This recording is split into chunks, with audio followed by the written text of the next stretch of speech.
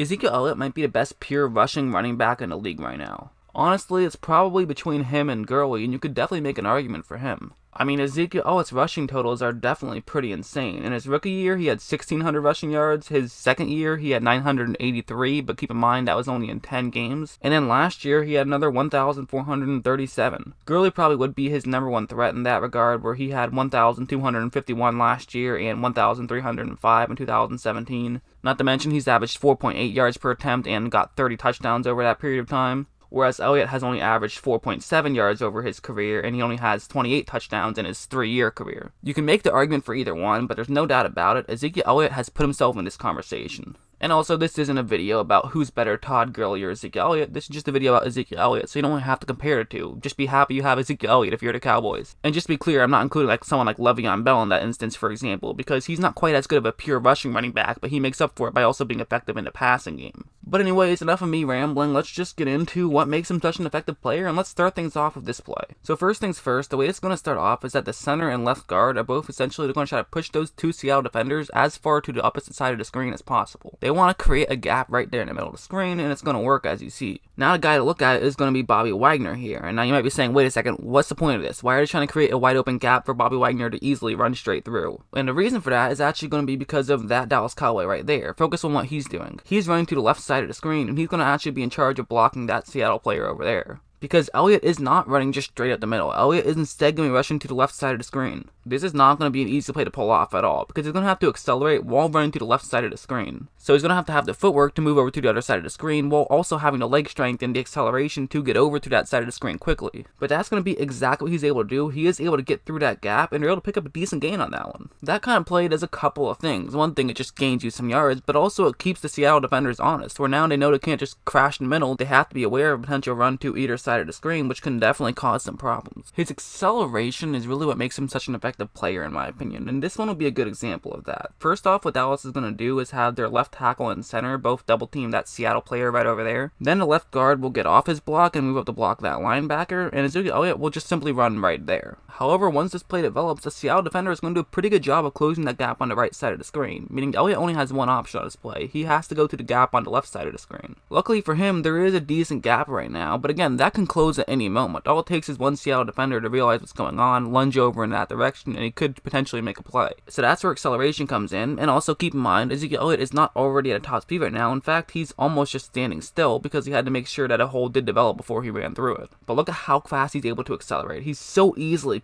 picks up a decent gain just by being able to accelerate. I feel like that play kind of showed off both his acceleration, but also his patience. You know, he did wait before accelerating and being able to pick up that gap. I think this play will probably show a better example of both, honestly. First things first, there will be a bunch of one-on-one matchups on the right side of the screen, specifically with the right tackle and then the two tight ends over there. Then what Dallas is going to do is have their right guard move out to block that Seattle defender over there, and also pull their left guard all the way over to essentially lead block for Elliott and block whoever gets into that area first. And the first player who probably will get into the area would be the middle linebacker, Bobby Wagner. So basically, this play is going to take some time to develop, you know? I mean, Elliott has to wait for all these guys to get in position. He can't just run straight to the right side of the screen because he's probably faster than an offensive lineman. At least I would hope he's faster than an offensive lineman, but look at how good of a job he does of kind of just jogging to the right side of the screen and being exactly where he needs to be. As of right now is right when that left guard is able to make some contact, and he does a perfect job of running the speed that he has to run and being right behind him. He's as close as possible without being in any danger of actually getting tackled here by that Seattle defender who the left guard is blocking. Dallas absolutely made the blocks that they had to make, but at the same time, Elliott did a perfect job of running the way he wanted to run.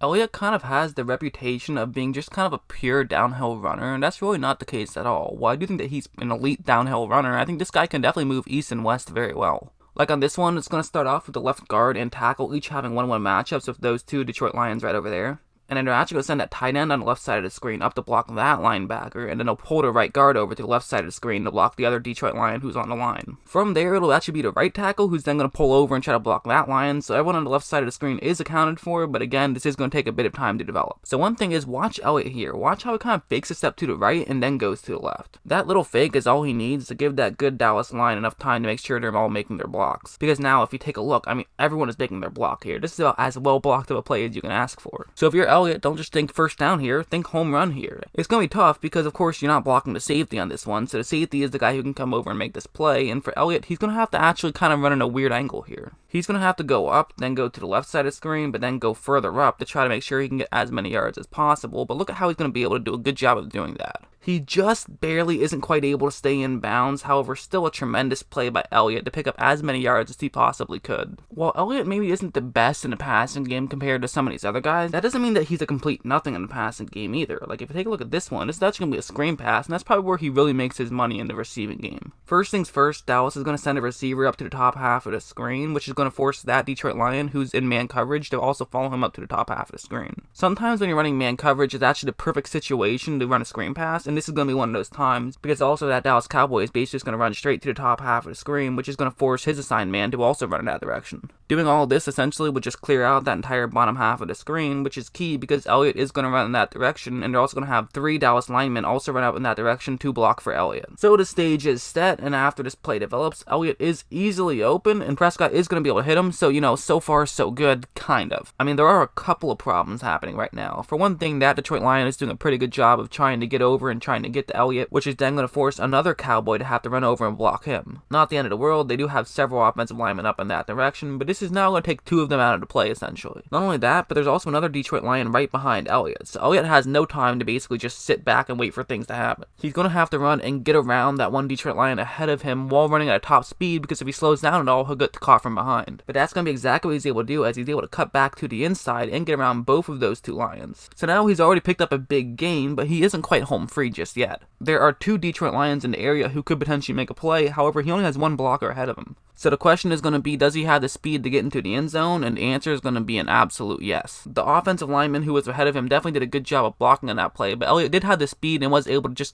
just barely get into the end zone on that one. Here's another example of him being effective in the passing game. It's going to be a play action to the bottom half of the screen, and Elliott will run a route to the bottom half of the screen. That's the way this play is supposed to work from Elliott's perspective. So, he runs the first part of it fine. That's not really anything too difficult. And now he's right here and has to get to the bottom half of the screen. But really what I want you to take a look at is look at how quickly he is going to be able to get over and get to that bottom half of the screen. It's so seamless, and he has that quick acceleration. Prescott is able to hit him, and now it's a dump off where they're able to pick up a decent amount of yards just right off the bat. Nothing crazy, but good fundamental football. He got there as quick as he could and was able to seamlessly and quickly get over there. But it's not just that either. I mean, most guys would catch the ball and then try to run out of bounds or get as many yards as possible, but look at what Elliott is going to do. He already had to turn back, but look at how he runs back to the inside, basically takes a hit, but is able to get the first down out of this. Again, receivers don't get the first down out of this. Receivers go down. That's the advantage of throwing to a running back, is they'll get you more yards after the carry because they're used to taking hits. And especially Ezekiel Elliott. Ezekiel Elliott is not afraid of contact whatsoever, as he showed right there. I mean, he was able to get the first down when that play really had 7-yard gain written all over it. That's the thing that you have to talk about. I've already talked about it a lot in this video, but